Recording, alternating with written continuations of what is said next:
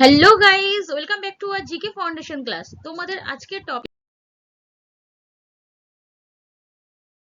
হলো human digestive system, অর্থাৎ মানব দেহের পরিপাক তন্ত্র।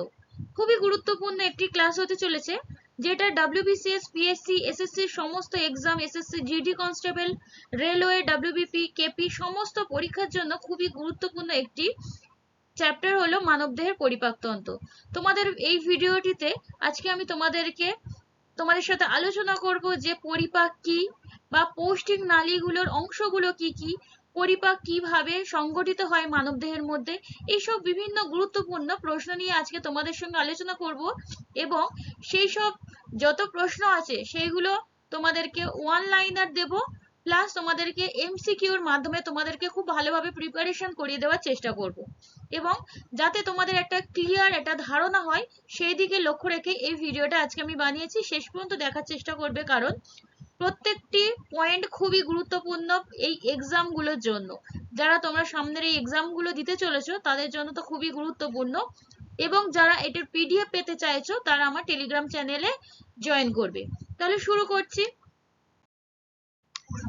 প্রথমেই দেখে নিতে হবে মানুষের পৌষ্টিক তন্ত্রের বিভিন্ন অংশ, অর্থাৎ নেম অফ ডাইজেস্টিভ সিস্টেম। কতগুলো ডাইজেস্টিভ সিস্টেম আমাদের দেহের মধ্যে বা মানব দেহের মধ্যে রয়েছে সেগুলো আগে জেনে নেওয়া দরকার। প্রথমেই রয়েছে মুখ, মুখবিবর, গলবিল, গ্রাসনালী, পাকস্থলী, ক্ষুদ্রান্ত, বৃহদন্ত, মলাশয় ও পায়ু। দেখতেই পাচ্ছ তোমরা, এই ইমেজটার দিকে তোমরা একটু খেয়াল করো, তাহলে বুঝতে পারবে শরীরের কোন অংশগুলো কোথায় রয়েছে। এই অংশগুলোই আমাদেরকে ডাইজেস্টিভে সাহায্য করে থাকে। তাহলে দেখতেই পাচ্ছ, চলে যাচ্ছি নেক্সট। মানুষের পরিপাক গ্রন্থিগুলো কি কি আছে। আমাদের যে পরিপাক সংগঠিত হয় সেগুলোর জন্য তো গ্রন্থি প্রয়োজন হয়। সেই পরিপাক গ্রন্থিগুলো বা কি আছে, name of gland in digestive system. সেগুলো হলো লালা গ্রন্থি, যকৃৎ গ্রন্থি, অগ্ন্যাশয় গ্রন্থি, পাক গ্রন্থি এবং আন্ত্রিক গ্রন্থি। এইগুলোর মাধ্যমে আমাদের দেহে বিভিন্ন পরিপাক সংগঠিত হয়। নেক্সট আমাদের জানতে হবে এই পরিপাক ক্রিয়া কি বা কাকে বলে, অর্থাৎ ডাইজেস্টিভ সিস্টেমটা আমাদের জেনে নিতে হবে। যে পদ্ধতিতে জটিল খাদ্যবস্তু বিভিন্ন উৎসেচকের প্রভাবে পরিবর্তিত হয়ে সরল শোষণযোগ্য খাদ্যে পরিণত হয় তাকে বলা হয় পরিপাক। এর প্রধান অঙ্গগুলো কি কি আছে। প্রধান অঙ্গগুলো মুখবিবর, পাকস্থলী, ক্ষুদ্রান্ত। আমরা তো পৌষ্টিক নালীর বিভিন্ন অঙ্গ সম্পর্কে পড়েছি, এবার যেগুলো প্রধান অঙ্গ সেগুলো হচ্ছে মুখবিবর, পাকস্থলী ও ক্ষুদ্রান্ত। নেক্সট চলো এবার দেখে নেওয়া যাক পরিপাক তন্ত্র। আমরা জেনে নিয়েছি, এবার পরিপাক তন্ত্রের প্রয়োজনীয়তাটা কেন।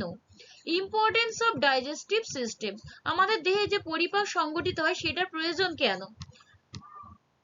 প্রথমে জেনে নিতে হবে প্রাণীরা যে জটিল খাদ্য গ্রহণ করে তা সরল খাদ্যে রূপান্তরিত করার জন্য এই পরিপাক তন্ত্র বা পরিপাকের প্রয়োজন হয়। প্রোটিনকে অ্যামাইনো অ্যাসিড, কার্বোহাইড্রেটকে গ্লুকোজে, ফ্যাটকে ফ্যাটি অ্যাসিড ও গ্লিসারলে রূপান্তরিত করে এই পরিপাক গ্রন্থিগুলো। পাচিত খাদ্য ক্ষুদ্রান্তে শোষিত হয়। এই যে প্রোটিন অ্যামাইনো অ্যাসিডে পরিণত হলো, কার্বোহাইড্রেট গ্লুকোজে হলো, তারপরে ফ্যাটি অ্যাসিড ও গ্লিসারলে রূপান্তরিত হলো, এরপরে যায় ক্ষুদ্রান্তে, সেখানে গিয়ে ক্ষুদ্রান্তে শোষিত হয়। তারপরে অপাচ্য খাদ্যবস্তু, যেগুলো অপাচ্য বা পাচ্য হয় না সেই সব খাদ্যবস্তু মলাশয়ে সাময়িকভাবে সঞ্চিত থাকার পরে দেহ থেকে বেরিয়ে যায় পায়ুপথ দিয়ে বা বহিষ্করণ ঘটে। এই হচ্ছে মেন পরিপাক তন্ত্র। এবার আমাদের দেখতে হবে কি কি প্রশ্ন তোমাদের এক্সামের জন্য খুবই গুরুত্বপূর্ণ সেইগুলো। তার আগে আমরা জেনে নিই খাদ্য পরিপাককারী বিভিন্ন উৎসেচকের নামগুলো। ডাইজেস্টিভ সিস্টেম উইথ এনজাইমস, যত এনজাইমস আছে সেগুলোর নাম এবার দেখে নেওয়া যাক। প্রথমেই আসি অ্যামাইলোলাইটিক উৎসেচকগুলোর নাম জেনে নেব। এগুলো শর্করা জাতীয় খাদ্য পরিপাকে সাহায্য করে, যেমন ptyalin, maltase, amylase, maltase, sucrase, lactase. Ptyalin আর মল্টেজ রয়েছে লালা গ্রন্থিতে।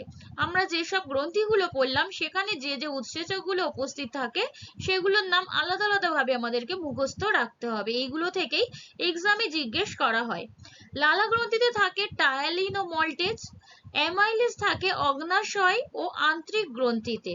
মল্টেজ লালা গ্রন্থির সঙ্গে সঙ্গে থাকে আন্ত্রিক গ্রন্থিতেও। আর সুক্রেজ, ল্যাকটেজ থাকে আন্ত্রিক গ্রন্থিতে। এই ছিল শর্করা জাতীয় খাদ্য পাচকের জন্য যেসব উৎসেচক তার নাম। এগুলো অ্যামাইলোলাইটিক উৎসেচক নামে পরিচিত।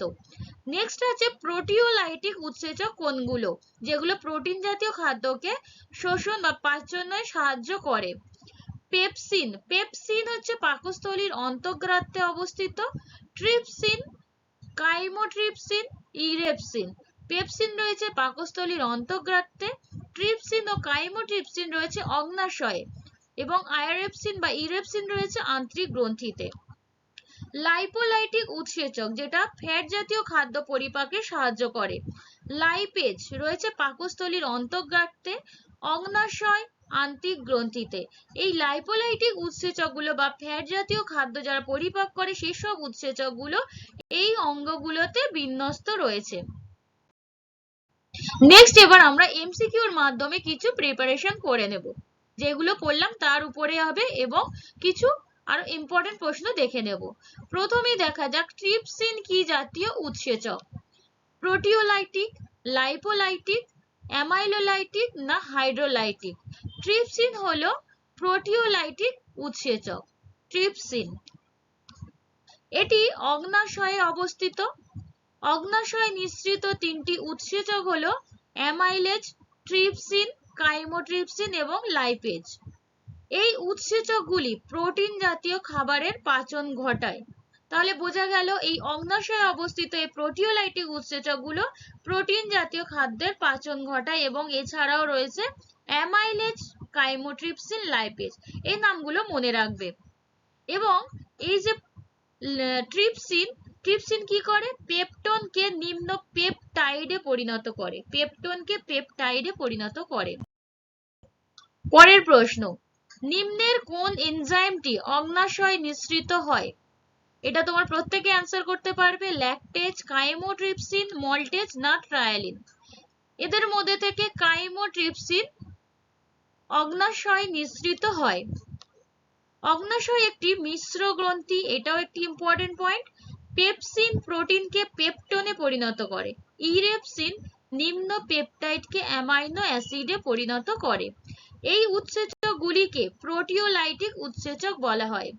যেগুলো অগ্নাশয় নিঃসৃত উৎসেচক রয়েছে আমরা এর নাম আগে জেনে নিয়েছি, সেগুলো প্রত্যেকটা প্রোটিওলাইটিক উৎসেচক। পরের প্রশ্ন, কোন উৎসেচকটি কেবলমাত্র উদ্ভিদ দেহে পাওয়া যায়? Lipase, invertase, maltase, lipase.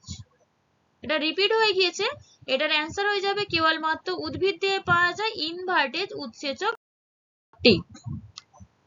পরের প্রশ্ন, কোন গ্রন্থিটির নিঃসৃত রসে পরিপাক ক্রিয়ার জন্য প্রয়োজনীয় উৎসেচক থাকে না?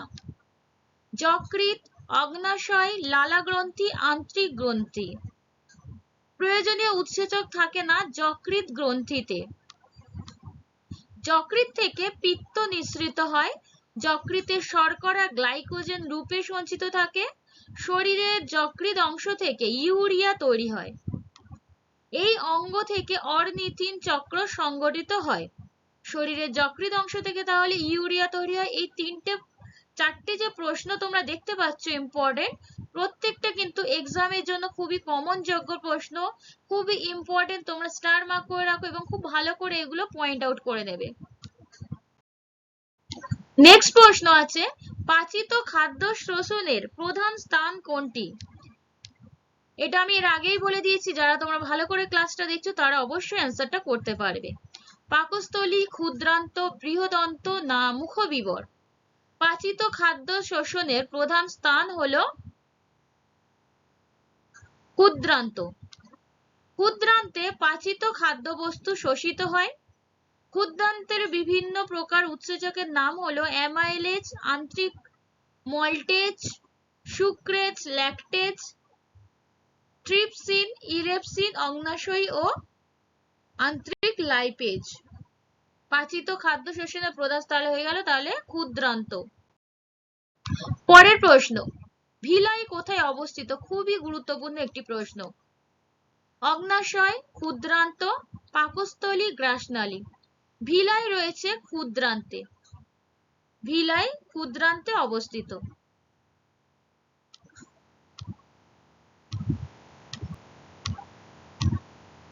এবার দেখো, ফ্যাট ক্ষুদ্রান্তে পাচিত হয়। প্রোটিনের পরিপাক স্থানটি হলো পাকস্থলী ও ক্ষুদ্রান্ত। তাহলে বোঝা যাচ্ছে ফ্যাট জাতীয় খাদ্যদ্রব্য কোথায় পাচিত হয়? ক্ষুদ্রান্তে। প্রোটিনের পরিপাক স্থানটি হলো পাকস্থলী ও ক্ষুদ্রান্ত। ক্ষুদ্রান্ত তিনটি অংশে বিভক্ত: ডিওডিনাম, জেজুনাম ও ইলিয়াম।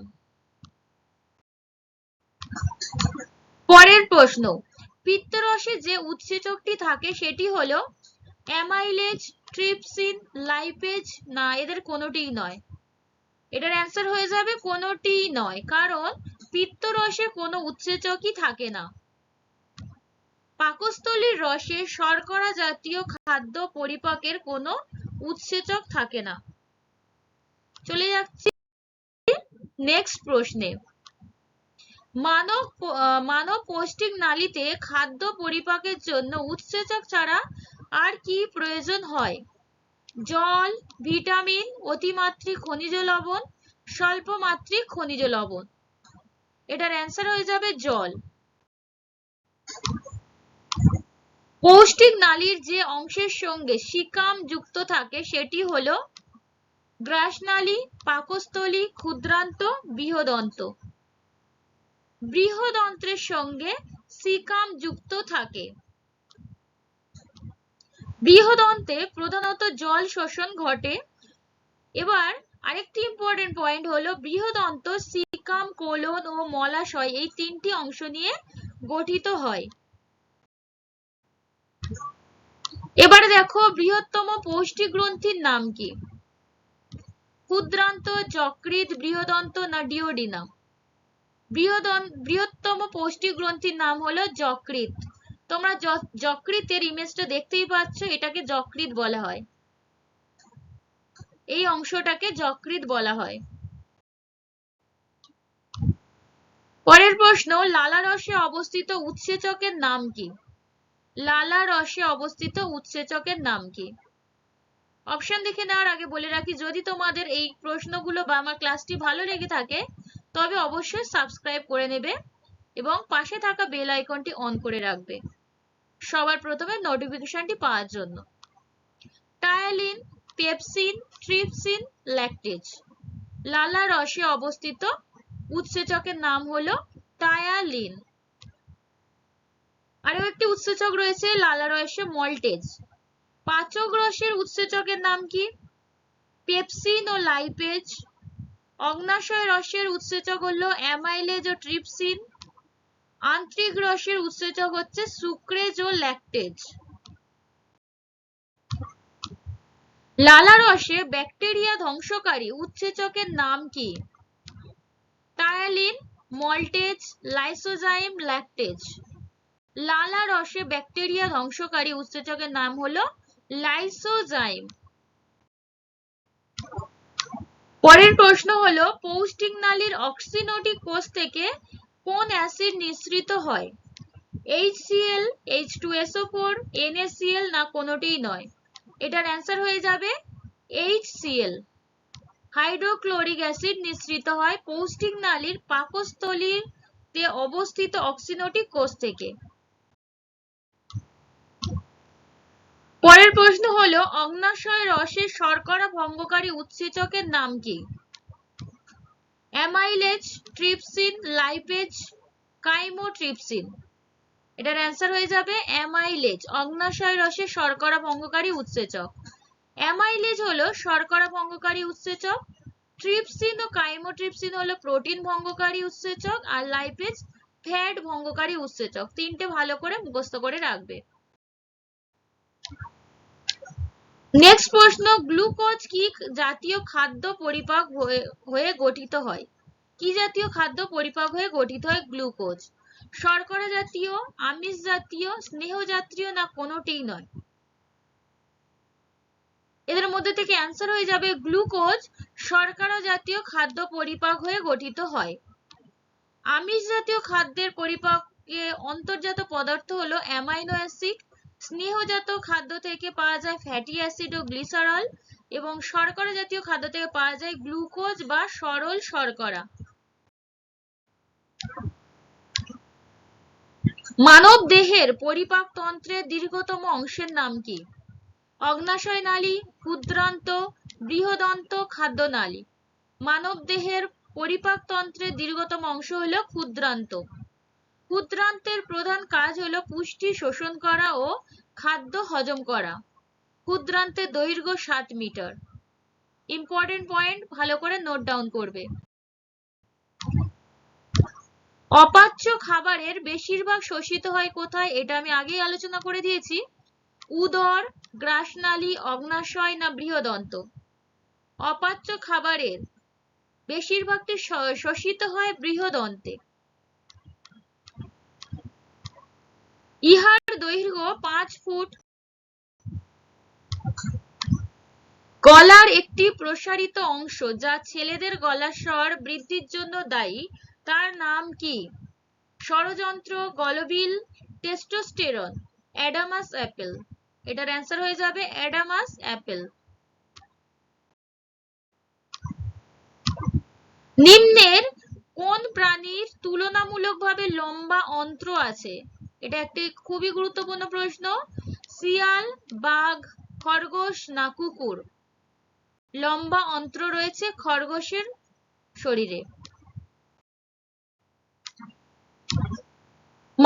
মুখের পিএইচ এর মান কত কম হলে দাঁতের ক্ষয় শুরু হয়? অ্যান্সার করার চেষ্টা করবে। 5.7, 5.5, 5.6 নাকি 5.4? এটার অ্যান্সার হয়ে যাবে 5.5। পিএইচ মান 5.5। মানুষের পরিপাক তন্ত্রকে পরীক্ষা করার যন্ত্রের নাম কি? অসিলোস্কোপ, মাইক্রোস্কোপ, রেডিওস্কোপ না এন্ডোস্কোপ? মানুষের পরিপাক তন্ত্রকে পরীক্ষা করার যন্ত্রের নাম হলো এন্ডোস্কোপ। নিম্নের কোনটি মানবদেহের পরিপাক তন্ত্রের অংশ নয়? মলদ্বার, খাদ্যনালী, ট্রাকিয়া না গলবিল? মানুষের পরিপাক তন্ত্রের অংশ তো মলদ্বার, খাদ্যনালী, গলবিল তিনটেই, শুধুমাত্র এটা ট্রাকিয়া এর অংশ নয়।